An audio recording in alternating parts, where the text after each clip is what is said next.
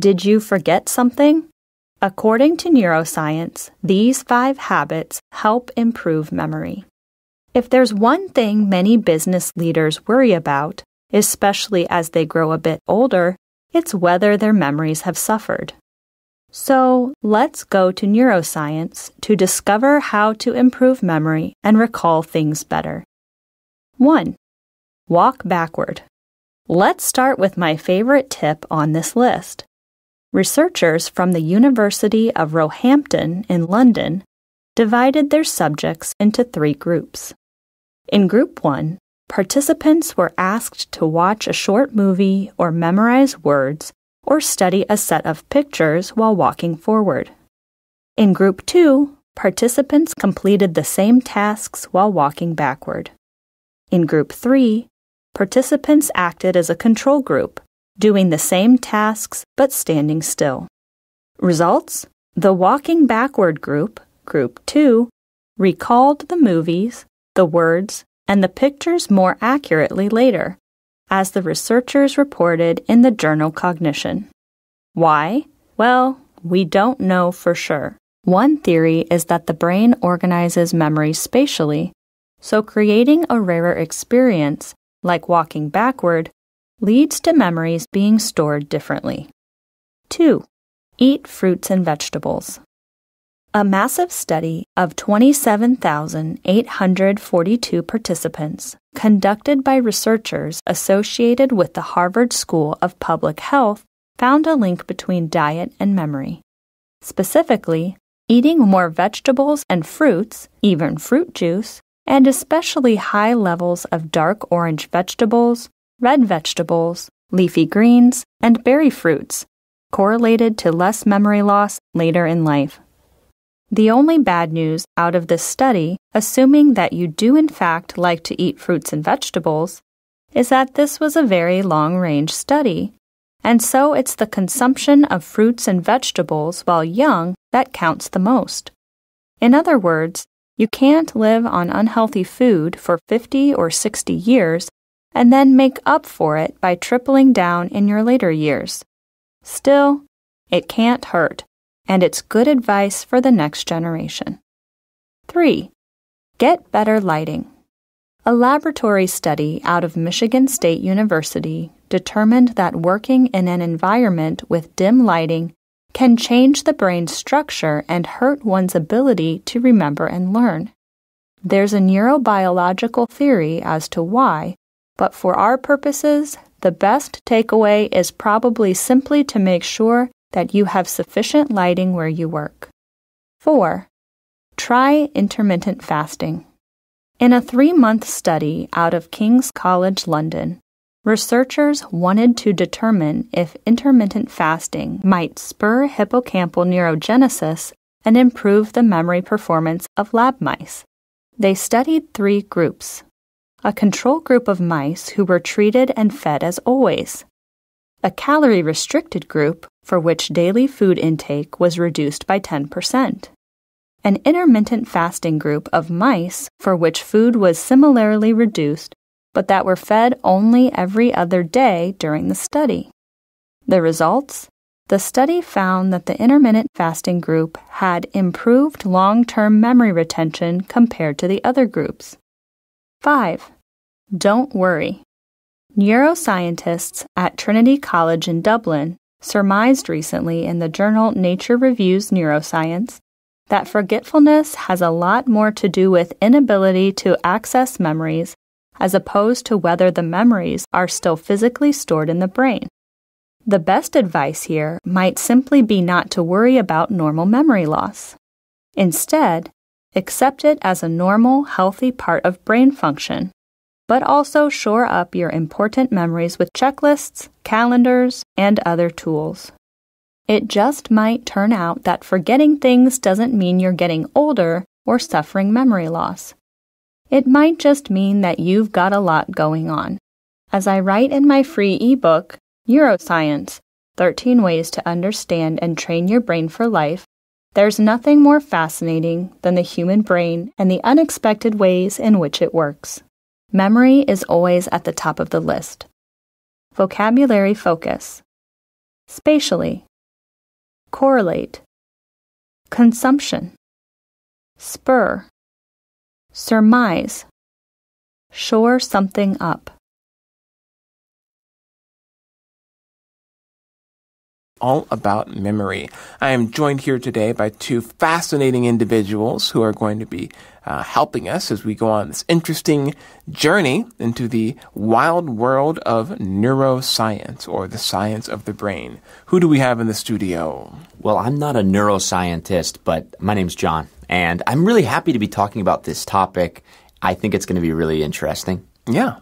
And I'm Maria. I feel like the topic about memory and remembering things and stuff, I feel like it's very practical because who doesn't need a good memory? Like, we all hope to be able to remember everything, where we place things, how to say certain things a certain way. Memory plays such an important role in our lives. Yeah, absolutely. Yeah, John, you're not a neuroscientist, but you are a pretty smart guy. Oh, thank you. Well, that's a compliment. I feel, though, like I have a really bad memory. And it is one of the biggest stressors in my life, forgetting people's names. Maybe listeners, you've had that experience. We just moved to Taipei, my wife and I, and we've been meeting a lot of new people. And I find that I forget people's names, whether at church or new family members, cousins. So hopefully this article can help me. Yeah, for sure. I have an issue where sometimes I remember multiple details about a person's life. Like, I'll remember the conversation we had. I'll remember where they grew up. I'll remember some interesting story they told me about their childhood or about their kids, but I won't remember their names. Yeah. And so it's really awkward, when I go to talk to them and I'm like, oh, I really care about this person and about their story, but I forget what the story is called. How about you, Maria? Do you ever have issues with memory loss or forgetting names or where you put things? Well, that is a pretty interesting question because I feel like I am very different from both of you in that somehow names are the things that completely stick to me. Whether it's Chinese names or English names, I can remember the names of people like 10 years ago or 15 years ago. Maybe we just talked once and then it's just like their name and then their face just sticks with me. I have no idea why. So I actually like to play a game with my sister. I'll be like, do you remember whose name? And she'll be like, it's right at the tip of my tongue. I can't remember. And I'll just tell her and she'll be like, oh, how in the world did you remember that? That's so I don't know. Cool. That's just wild. What a blessing. I know, That's actually encouraging for me to hear that you have that ability. So I'm just encouraged. Yeah. There you go. I wish I had it too, but that's really cool. It's also encouraging because now you know if you were ever anywhere meeting someone and Maria was there and you don't remember that person's name, then you can just call Maria and she probably remembers who that person is. Hopefully you remember my name when you call me. Oh, no. Yeah. You're right. Hey. So you remember names and faces well. Is there anything that you ever struggle to remember? Do you lose your keys, your MRT card, your wallet? Well, sometimes I do misplace my glasses, but I feel like the hardest thing about having a good memory is because if I'm forgetting something, I'm fully aware that I'm forgetting something. I'll be like, I need to remember what I need to remember. And that can be kind of stressful sometimes. So, if I need to buy different things for my grandma on my way home, and then I remember 3 things, and then if I forget what one of those things are, I'm fully aware that I'm forgetting something, and I need to try to access that thing that I'm trying to remember in the back of my brain. Yeah. So that can be kind of stressful. Yeah, because many times when I forget to buy something on the way home for my wife or something like that, I probably just completely forgot that I even had to get that thing. Yeah, that's understandable. Yeah. Until I'm already too far away from the grocery store for it to be convenient to go back. And then it'll be like, oh, I was supposed to get butter or whatever. And then it's just like, I go home first and I say, oh, babe, I forgot to get this thing. And she's like, oh, it's fine. I'm like, no, I'll go back and I'll get it. And she's like, no, really, it's raining. Yeah. Well, memory is something that many people can relate to. And it's also something that many people spend lots of money and lots of research trying to figure out how they can preserve it. Because it's something that does naturally sort of fall apart over time, sort of like the way that an old rope begins to fray, or the strands are no longer tied tightly together, nice and clean. They start to kind of loosen and come apart, and sort of the rope starts to sort of get a little bit messy. The strands that are made, the threads that make the rope start to come out, and it's a natural part of what happens to a rope as it gets older, and our memory is kind of like that. It begins to fray and come apart as we get older. But there are still things that we can do in order to try to keep our memories as strong as they can be. And some of those things are things we're going to learn in the next 2 days, that just little techniques or tips that might help us to maintain our memory over the long term. So why don't we go into our first reading and our first tip, which I actually think is pretty weird, but we'll talk about it.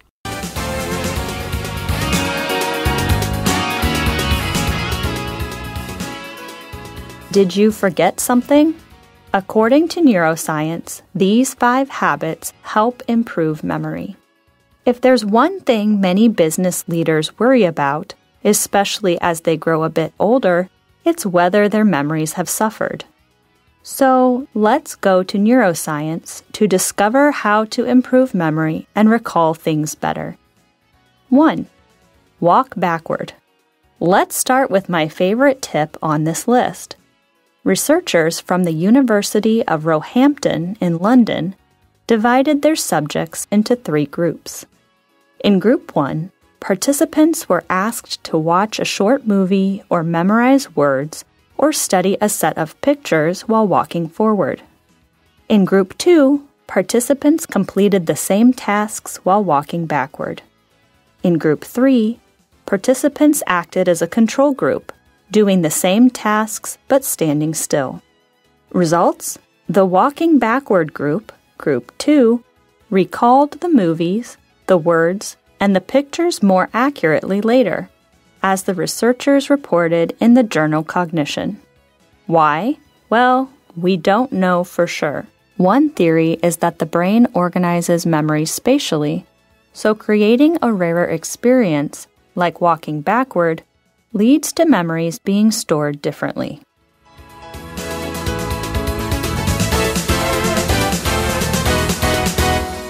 All right. So as we start off here, Maria, we see this word in our deck, right under the title. According to neuroscience, these 5 habits help improve memory.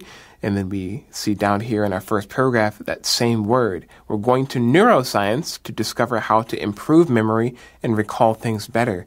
Maria, what is neuroscience? Neuroscience is all sciences that deal with the structure or the function of the nervous system and the brain. So when we talk about memory, it falls under the category of neuroscience. That was a remarkably good definition of neuroscience. Which I got from the internet. Oh, yeah. Right. Oh, right. It's amazing. There are actually a lot of things we no longer have to remember because of the internet. I shouldn't rattle on this for too long, but one thing I always find fascinating is I remember the days before we had the internet, and I remember when you didn't remember something about history or something about some movie or some famous person, you just didn't know, right? Or you would go to the library and you would look it up in a book. Yeah, right? There's kind of a sense of loss, I don't remember this. Oh, I'll never come across it again. Oh. Yeah. But now it's... You just punch it into Google.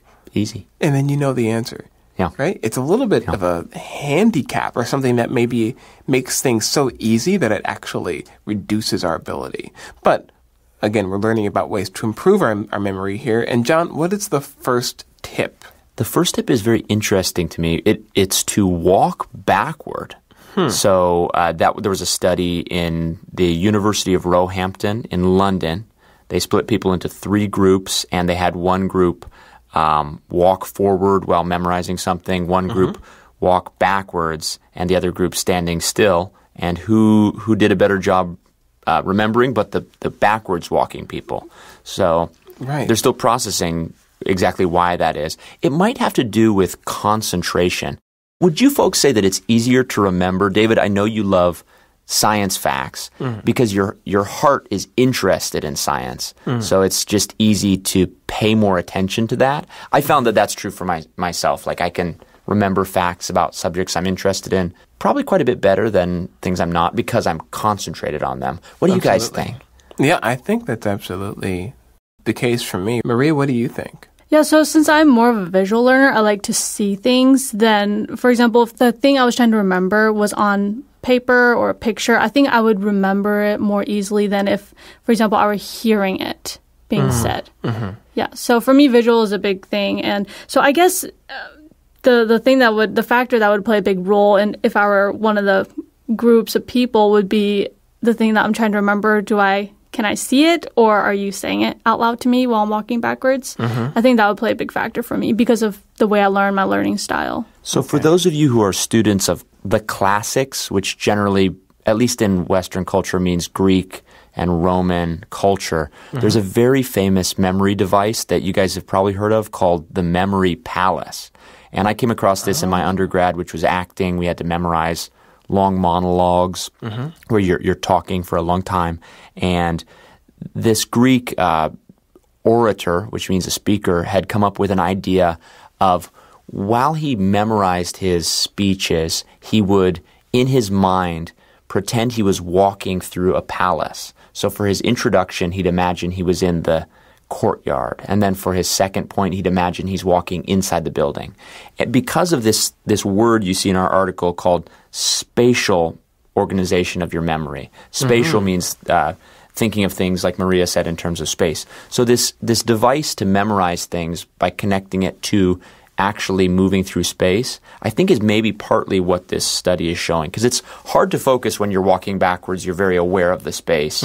And so it's likely that your brain connects the awareness of space to the subject being learned and kind of remembers them at the same time physically as well as in your memory. I think that is very much the findings that they had from this experiment. Yeah. Thank you for sharing that, John. And yeah, I want to go go back to that. I guess I want to briefly look at this word control group. Now, we're talking about doing a science experiment. And whenever you're doing an experiment and you have different things that you're trying to test, you need to have a control group. A control group is basically a group of people who act as the standard for any test that you're doing. So basically, in this situation, the experiment is kind of focusing on different kinds of movement and how that affects memory. So the control group in this situation are the people who are standing still. That will give us the standard of how does the memory, at least in this experiment, naturally how is memory affected by movement? So you have people walking forward, people walking backwards, you're testing that, and then you have people standing still. So then you can know at least whether movement itself is affecting the memory at all. It's the control group. It helps you to organize the information of your science experiment better. And I love that bit about the memory palace. I have heard that before. Yeah. I don't know that I've ever... I think I've sort of done that in some ways, but I think when I have thought about it before, I have gotten distracted by what kind of palace I'm trying to create. Right. Right? Yeah. But actually, I do remember things based upon some kind of spatial sensory connection. Yeah. Certain kinds of lighting, certain smells, can remind me of a memory. Certain spaces, when I walk into them, it suddenly opens up some memory of some story that happened ages ago, and I can remember the memory as if it's like a movie sometimes. Yeah. Which maybe is connected to that same idea of things being connected spatially to your memory. Yes, and so I just thought of a way that my brain kind of organizes things spatially as well. So I like to take mental pictures of something. Like, for example, if I put my glasses down at a really strange place, I know I probably wouldn't find it a little bit later. It's just kind of like I will take a mental picture of it and be like, okay, I set them there, and then I'll go do something else. And when I need my glasses again, I'll be like, wait, where did I put them? And I'll kind of remember like, oh, okay, I think I put them maybe next to the water pitcher or something like that. And then I can find it again, which I find pretty helpful in helping me remembering different things. Cool. So you do that pretty intentionally? You're like, I put my keys here, click, and take a mental picture? Yeah, It's yeah. helpful. I might try that strategy. I lose I don't lose, sometimes I lose them. But I very often walk out the door without my wallet or phone or keys or MRT card. It just happens a lot, and I'm kind of embarrassed to admit it, but I'm being honest with you guys since we're talking about memory. And I think maybe this strategy could help, God willing. Yeah, no, that's one of those things. I put my keys on the door when I walk in the house. All right. Yeah, because A little hook on the door. there's a hook on the door, and I put my keys there, and that's something that helps me remember. We all have to have these different techniques to remember things. Maria, would you say that you have a photographic memory? Yeah, maybe you could put it that way. Because that is the coolest thing. Oh, really? For those of you that don't know, you probably can figure it out, but a photographic memory is when your memory is as if you have a series of pictures for everything. You see something once, and it's pretty easy to remember it.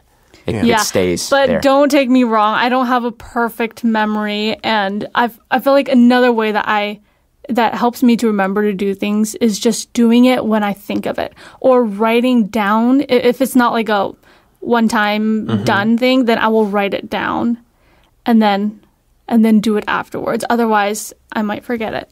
Maria, what color socks am I wearing right now? I don't think I looked at your feet Okay, today. well, all right, that's fine. It was just a little test. Well, we're going to go on to our next reading, which is another, maybe something slightly more practical. You might not always have room to walk around when you're trying to remember something, but you can use this tip, at least from your young. It's kind of a long-term tip that has to do with the foods that you eat. So why don't we go to our second reading and learn a little bit more.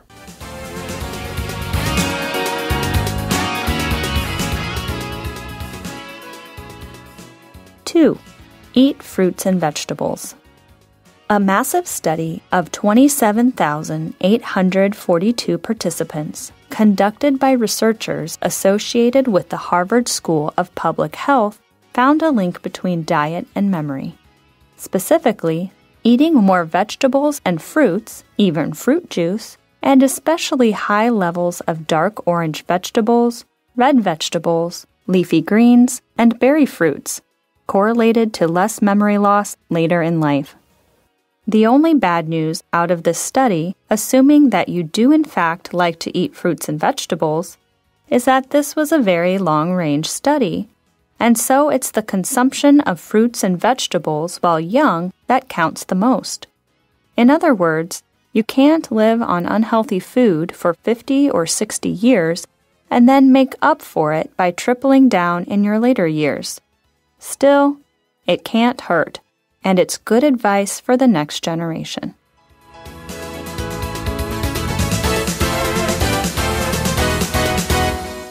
Okay, so we have another tip here, but it's a little bit different from our first tip because our first tip is something that we could do now, maybe if you have some space in your office or whatever to help you remember things. But this one is something that you have to be doing, you have to have done it for a longer period of time. And it's eating fruits and vegetables, John.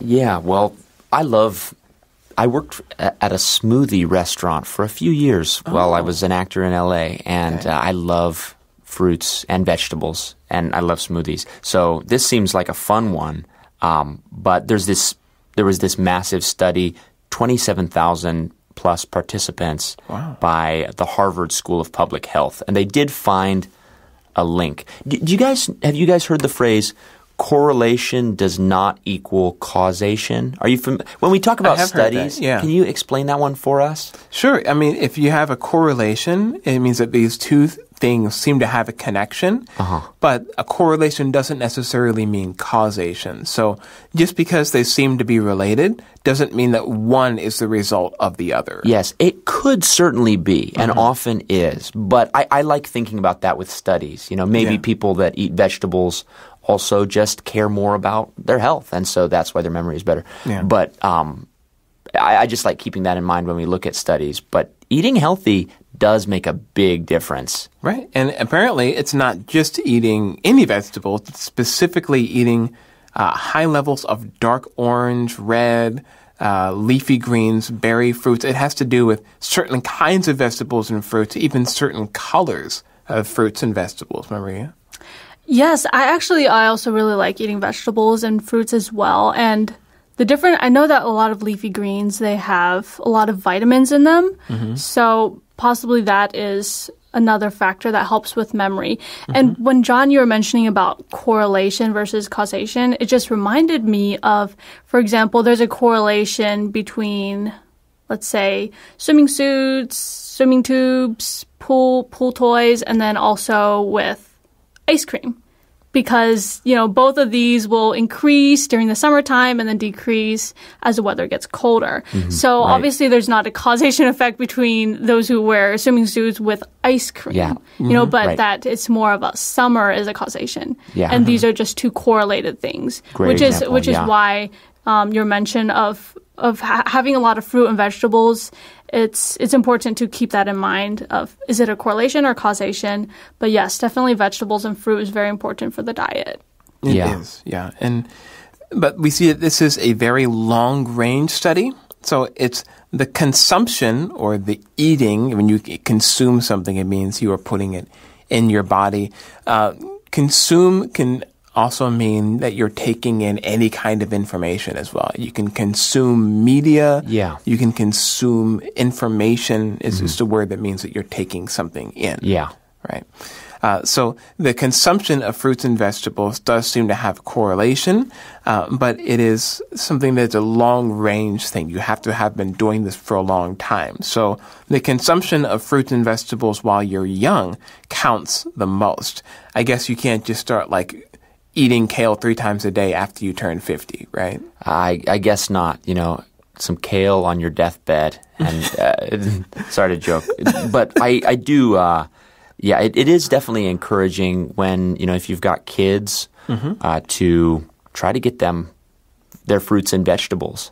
So I found. Have you guys found that when you eat healthy in the morning or just are eating better overall, it's easier to think more clearly? Yeah, I've definitely found that. Yeah, my wife has got me on these this breakfast. Yeah, David is a changed man. I see him walking around the office with smoothies and. Oh man, no, she's got me hooked up, man. She's got me on this breakfast drink that she makes for myself and her. That's got protein powder and chia seeds, and then several other mysterious things that I am not 100% what they are or but what you they trust do. her. Of course I do, and and so she makes me this thing with soy milk each morning, and I have found a remarkable improvement in my ability to focus in the mornings and just be awake. And Maria and I are so happy you're just being taken care of. It's great. It is a magical thing. Yeah, and some people skip breakfast, and I think that's fine too. There's some scientific studies that say eating breakfast doesn't actually affect your brain. I personally think it does, but it might be a correlation causation thing. Anyway, my life is better because I eat healthier at breakfast time. And so I think that eating the things that you eat really do affect the way that you can perform. And that I think is causation very much, because the energy that you put in your body and the stuff that you put in your body is what it has to work with. Yeah, there's a way of thinking about food, and I think this tends to be more kind of the Eastern way of thinking about it. But if you consider your body kind of like a fire, and you burn, you want to kind of keep the fire hot and healthy, not too hot. But you're breaking down calories is actually it is a kind of a fire reaction. So. Like a fire, if you've ever been around a campfire and thrown in some plastic and then it burns green and it smells bad, or some rubber, it's kind of like that for your body. So your body has to deal with whatever goes into it, and that can cause distractions or hang-ups. So food is pretty important. It is very important. It's not everything, but it can certainly hurt and help. Yeah. Maria, what do you eat for breakfast? I usually have bread, milk, a banana. That sounds pretty healthy. Sounds pretty healthy. Yeah. Yeah, I guess so. Got the fruit and the starch. Potassium. There you go. And calcium. All right. Well, I'm excited to have another day to talk about this stuff because the brain is just a very mysterious thing. We are fearfully and wonderfully made. That's what it says in the Bible about our bodies. And I think anyone who has even studied a little bit of neuroscience would have to agree that we are full of mystery and full of complexity. So why don't we take a break for now and then come back to it tomorrow. Be sure to come back for another day of neuroscience on Advanced Radio. Till next time, I'm David. I'm John. And I'm Maria. Saying see you later. Goodbye. Today, I'd like to have them introduce themselves here on the show. Let everybody know that they're here. Well, hi, friends. I'm John. And I'm Maria. Maria, it's good to see you. John, thanks so much for coming back on the show, both of you guys. Now, I have always been fascinated by studies that people have done about memory. I know one of them involves, and we've done an advanced article about this before actually, about music and how it affects people with Alzheimer's. Have you guys heard anything about these studies that people have done in retirement homes? They'll play different kinds of music and then people like suddenly kind of like remember something. It takes them to a place and they kind of remember something and they regain their memory for just a few moments. Have you heard about this? I've heard of that, yeah. How about you, Maria? No, I don't think I have, but I do recall that doctors are encouraged to learn at least one other instrument, whether it's violin or piano. Like it helps with their memory, if I remember correctly. I think it does. I mean, okay, so personally, we were talking a little bit yesterday about how memory has this spatial connection. John, you were talking about memory palaces. That's right. Yeah, the way that you can remember things by organizing the memory as if it's a place that you're moving through, a space. And we saw also a correlation between movement and memory, which might confirm some of that. But I like to believe that music is also something that has a certain spatial dimension to it. You know? I think that's definitely true. I mean, it is a physical thing. Sound is a wave, and it affects your whole body. And music is a beautiful, just a beautiful thing. If you listeners can think of a song, I'm sure there is a song from your childhood or from when you were, a teenager that really brings back a lot of memories.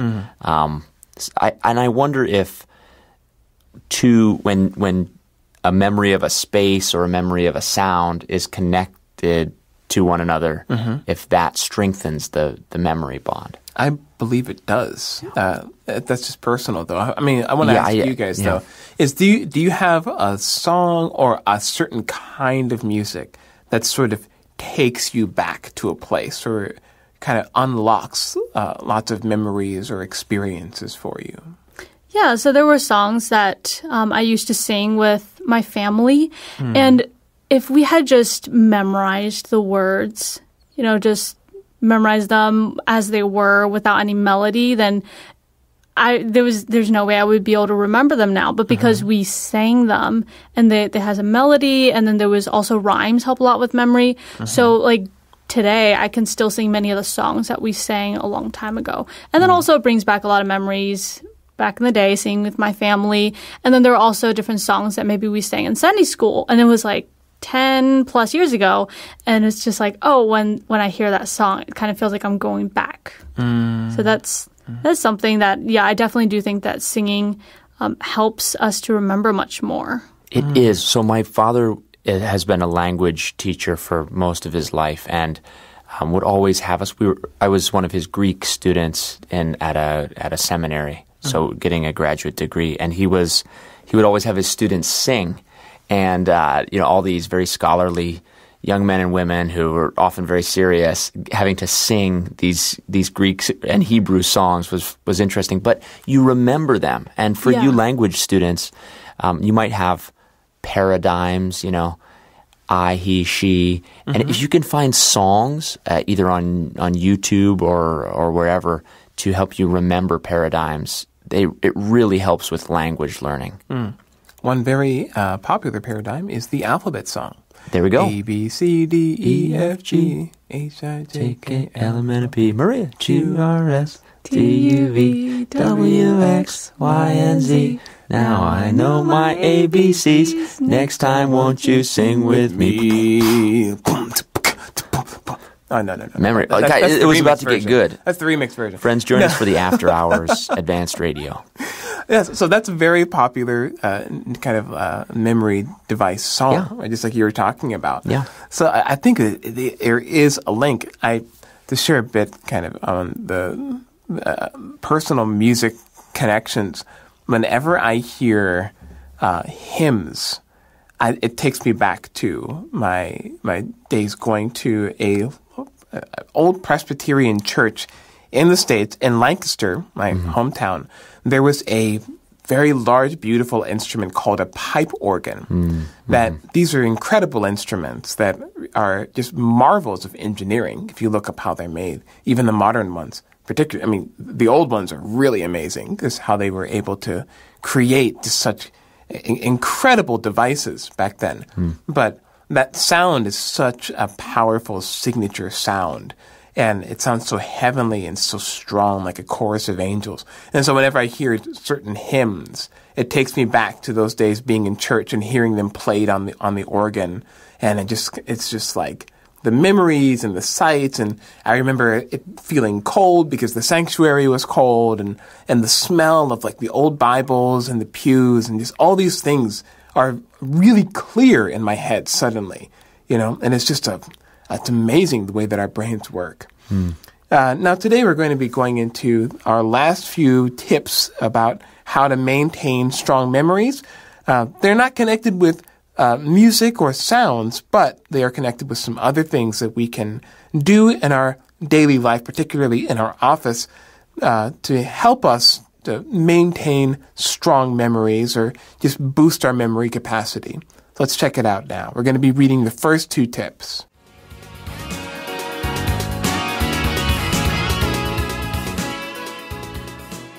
Three, get better lighting. A laboratory study out of Michigan State University determined that working in an environment with dim lighting can change the brain's structure and hurt one's ability to remember and learn.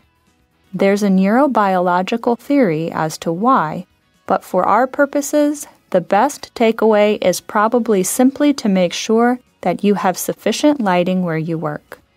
4. Try intermittent fasting. In a 3-month study out of King's College London, researchers wanted to determine if intermittent fasting might spur hippocampal neurogenesis and improve the memory performance of lab mice. They studied 3 groups. A control group of mice who were treated and fed as always. A calorie-restricted group for which daily food intake was reduced by 10%. An intermittent fasting group of mice for which food was similarly reduced, but that were fed only every other day during the study. The results? The study found that the intermittent fasting group had improved long-term memory retention compared to the other groups.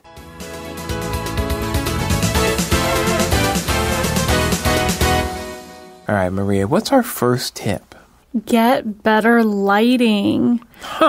And so I think this is really interesting because I can kind of think about like in a dimly lit room, which is where the light is not very bright. You can imagine the stress on the eyes and trying to adjust to the lighting of what we're looking at versus the lighting around us.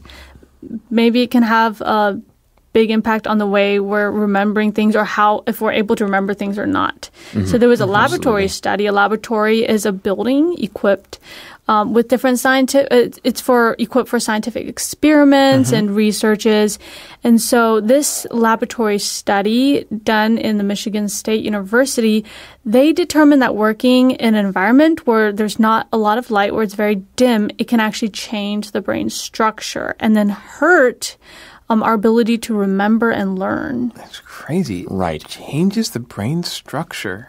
Well, I'm not a neurobiologist, a scientist who studies the structures of your neurons. That's actually a pretty helpful science word, though. A neuron are those tree-like cells in your brains. Don't call someone a neuron. But they're such a beautiful cell, and they have these things called synapses that send little chemical signals back and forth to receptors on the ends of the little, I think they're called dendrites, which means comes from dendron, which means branch. Yeah. So they're cool cells, and I'm sure you've seen pictures of them. But I think this study has to do with sleepiness and being awake. If you think about how difficult it is to remember something, if you're sleepy in class, we've probably all been there at some point. You're falling asleep in class, and who knows what just happened? Your brain is not retaining information. Yeah. So if the lights are on, it's easier to stay awake. But I heard an amazing study, and I hope you listeners will try this. We should try it in the studio right now. If you simply look up, not moving your head, but moving your eyes to look up, it actually wakes you up. It's a very simple brain hack. I saw it on YouTube, and it kind of engages you and wakes you up. So, I wonder if this study has to do with sleep and wakefulness. That would be... Anyway. I think that makes a lot of sense. Really? I'm also impressed by how much you know about the brain. You just kind of gave several new specialized terms to our article just off the top of your head. I like cells. I like biology. That's fantastic. Yeah, I hope that's right. Take everything I say with a grain of salt. I hope I'm remembering those terms correctly. No, that is correct. Okay. I've seen those words recently used exactly in that way. So I'm quite sure that you've got a firm handle on that. Well, that's fascinating. We got to make sure we have you on any articles that involve biology, now that I know this is one of your passions. But yes, so John just gave us a great definition of what neurobiological means. And so he also gave us a really good takeaway. Here, the takeaway is that you should just make sure that you have sufficient lighting where you work. A takeaway is sort of like the main idea or piece of information that you want to take away from something that you've learned or a study that's been done. But another takeaway that John has given us is that being awake, right, has a significant amount to do with how much you can focus and therefore how much you can remember or retain from any information that you've taken in. So that's a pretty good takeaway, John. Thanks a lot. We can try that looking up tip. Maybe if you guys are starting to feel sleepy. Yeah, lift up your eyes. Yeah, lift up your eyes. If I'm rattling on about something and Maria, you start getting a little bored, you can just try it. Look up and see if you can. And people will wonder if the ceiling is falling. Right, because you keep having to do it. All right, Maria, and what's our next tip? The second one is to try intermittent fasting. And so a study was also done on this, and to see if intermittent fasting, it would be able to spur, which is to activate something so that something will happen. If it can spur the hippocampal neurogenesis, which is, so the hippocampus is actually a part of the brain that is, a lot of it is in charge of our memory and being able to retain different information. And neurogenesis is the growth and development of the nervous tissue within our brain. So the study is trying to see if by fasting at different irregular times, if it will improve our memory. And so they actually tried this on lab mice first. And the results are pretty interesting. Yeah. And just to get you guys up to speed, fasting, if you don't already know, is just about taking a time of not eating. So instead of eating a regular meal at different times a day, you are skipping that meal. Sometimes people do it for religious reasons. Sometimes people do it for health reasons, but it always means that, just not eating at regular times, but skipping meals for a certain specific reason. And John, what did they find in this study? They found that the mice who were fasting, now I'm wondering for a second, does it count as fasting if you have to do it? These mice, I don't know if it counts as a fast. Oh, it might just be starvation. Yeah. But jokes aside, they found that the intermittent fasting group had improved long-term memory retention compared to the other groups. So they were more focused. And I don't know, I've tried fasting at different times, and it can be difficult, but it does sharpen your focus often. Physically, your body is saying, I need to look for food. So I think and your brain, basically I think part of the science is that a lot of your blood goes to your digestive system. So if you kind of reduce the amount of load that your digestive system has to do, the blood that normally would go to your stomach, that's what makes you feel sleepy after you eat, is the blood going to your stomach. That blood can go to your brain. So often you have more blood, your brain is more oxygenated. I think that's part of what's going on here. Yeah, that actually makes some sense. Maybe that's the reason why when you eat like something really heavy, like spaghetti, big old plate of spaghetti. Yum. For lunch. Then after lunch, you can feel a little bit sleepy because you got all this spaghetti down in your belly. Spaghetti naps. Spaghetti naps, right?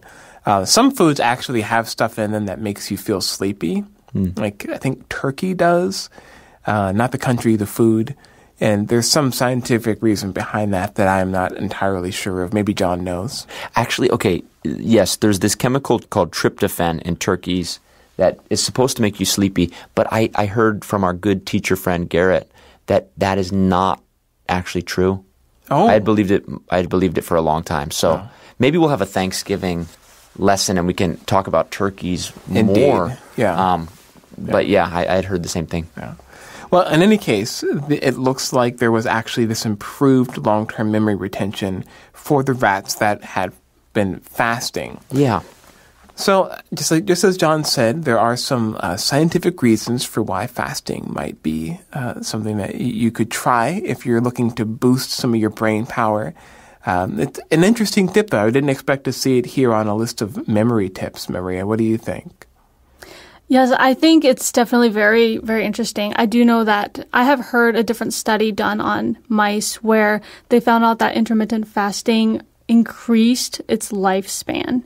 And just a side note, in case our listeners are wondering how you're able to test the mice to see if their memory improved or not through this study. Yeah. I did hear a study that was done on having mice go through a maze.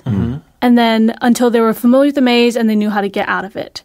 And then after having different mice doing intermittent fasting and then other mice in the control group, and then they had the mice go through the maze another time. And then because, it's a maze, so the mice that had the better memory could reach the end without making so many blunders and going the wrong way. But I don't know if this was the same study that they used the maze to figure out the mice's memory, if their memory improved or not. But this was one way that researchers were able to figure out, if mice, their memory improved or not. I really appreciate that you mentioned that because I kind of just breezed over that fact. I was like, they used science to figure out, but that's much good. It's much better to have a practical idea of what they're doing to figure out how the mice remember. Yeah, things. I mean, it makes sense that way though too, because it does. Yeah. For How sure. can we measure their memory? Yeah, we can't ask them questions, right? No. When did Napoleon to come to power? Okay. Now, in our next reading, it's going to be a little bit of a shorter reading, but it's another interesting tip, maybe a little bit unexpected, but I think also really important. So why don't we go to our next reading and see what our last tip is?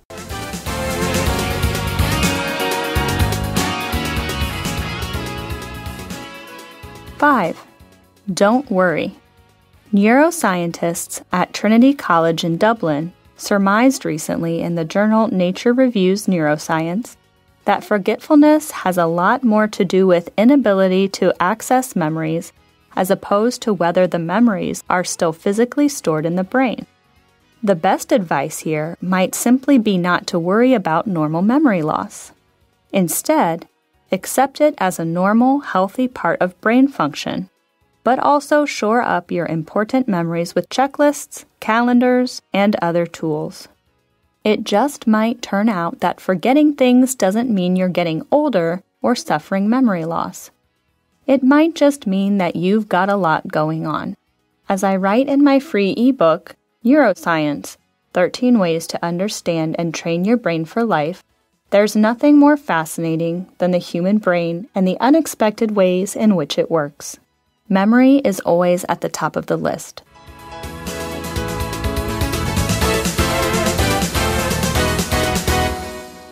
Don't worry, doom doom, about a thing, doom doom, doom.